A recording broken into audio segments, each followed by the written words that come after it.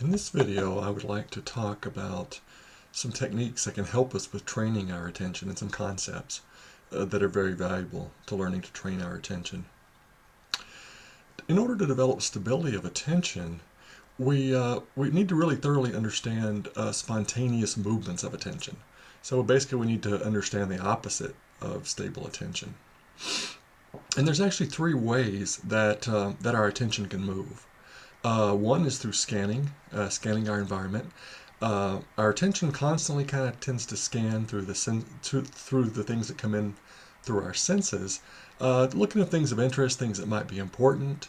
Um, it's a very natural concept of our mind, a very natural capability that happens within our attention. And this has a strong evolutionary component. As the human race developed, it was important to scan our environment. You were looking for potential sources of food, looking for predators, potential mates. So a lot of these capabilities, they have very old, very important things that they do for our mind and to help us to survive. A modern day example of that might be, you're working on a report that's kind of boring, and you decide to, go over and check your email, hoping something interesting might have come in. So that's one example of scanning. Another thing that can happen with our attention is that it gets captured. Uh, and we're probably all familiar with that. Our attention scans along, and then it finds something of interest, and then it gets stuck on that. The most common example would be mind wandering. For some reason, we really tend to love our thoughts, and we really get interested and engrossed in our thoughts. And so that happens to us quite often, is that our attention gets captured by thoughts. But it can be anything. For example, if you're interested in a hobby or a good book or a movie, often our attention gets captured that way. The other thing that can happen, and we talked about this quite a bit in the first video, is alternation of attention, where our attention alternates rather quickly between one or more different objects in our environment. What we want to learn to do is we want to actually get attention under our intentional control so that our attention does not move unless we want it to. And this happens more and more as we progress through the stages of meditation. It starts out where we have a lot of attentional movement, but as we progress, our attention develops some stability, and then culminates in the later stages. At stage 6 or above, we actually start working on exclusive attention, where you hold your attention without even alternation, without any kind of distractions for long periods of time. There are two capabilities related to how we work with attention. And the first one is directing our attention. And directing our attention, we're probably all familiar with that. We intend to notice the breath. We direct our attention to the breath, and then we start feeling the breath. And this is under our voluntary control. We can actually, anytime at will, we can direct our attention towards something. And this might happen multiple times in the earlier stages. As you're focused on the breath, you may need to redirect your attention back to the breath, several times throughout the course of even one breath.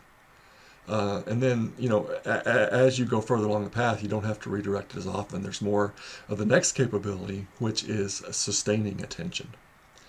Now, sustaining attention is a little bit different because it's not directly under our control. It actually happens unconsciously. We can direct it for a few moments with our intentional control, but after that, we don't really have a whole lot of direct control over the sustaining of attention. But what happens is it's an unconscious process, but the good news is we can train that unconscious process, and we really do that through our intention. If we continually have this conscious intention to direct our attention to the breath, and sustaining it, then that tends to happen more and more frequently. So your subconscious mind, unconscious mind, starts to get the idea that putting our attention on the breath is important to us, and it slowly starts, more of the subminds get on board, and then it starts sustaining it for longer periods of time. It's almost a little bit like programming a computer. We don't directly control the computer, but we give it a program to follow, and then the computer performs the results of that program. Um, I like the dart throwing analogy that Sheila Dasa uses in his book. If we want to learn to throw darts at a dartboard, we have an intention to throw the dart at the center of the board, and then we just throw it. And we're not directly trying to control every little aspect. We don't think about exactly the angle we need to release the dart. We don't try to aim. We close one eye and aim closely. We just have this simple intention to throw, and then we get feedback as we throw the darts. We get feedback how close we were to the bullseye, and we're training that unconscious process in the mind that throws the darts. Now we can intervene. Sometimes we can get really specific and try to micromanage the process, but actually that hinders our progress. And that can be the same thing in meditation. When you start getting upset because your attention is not sustaining on your object, that can actually hinder your progress. Or if you're constantly checking in to see if you're sustaining attention, that can actually be counterproductive in our practice. Now, when we get into stage four, we've developed a considerable amount of stability compared to where we were when we had the untrained mind. But there's still these alternations of attention, and sometimes they're quite rapid. But that's what we call distractions. And we still have distractions in stage four, and we're actually not trying to get rid of those. In fact, if we try to get rid of those when we're directly in stage four, it's actually going to hinder our progress. Uh, but what happens in stage six, that's when we start working on exclusive attention or single pointed attention. Because at that level, we train the mind. We've overcome gross distractions. We still have some subtle distractions. We've overcome subtle dullness in stage five, and then in stage six, then our mind is trained enough, and we've developed the skills that we need to actually start working on more exclusive attention. So that's where it's important to have a staged approach so that we're not getting ahead of ourselves. And this unconscious programming that we do with sustaining attention, the same programming can also take place in other aspects of our life. For example, in transforming bad habits. If we continually have an intention to let go of a bad habit, and then slowly that starts happening. We may forget from time to time, but just like with sustaining attention on the breath, it tends to happen more and more frequently. We can undo incorrect views. Maybe we have incorrect views of the world, and that can be unraveled through this conscious intention. Anytime we notice one of those incorrect views, we can correct ourselves, and it makes it a little bit more likely next time that you won't hold that same view or get caught in that same view. So ultimately, we can totally restructure the mind through this very simple process of holding a conscious intention, and then just letting it happen, and letting the results, just letting time work for us to change things. And the final concept that I'd like to talk to you about today is the scope of attention. So we have alternation of attention, but another thing that can happen is that the scope of attention can expand or contract.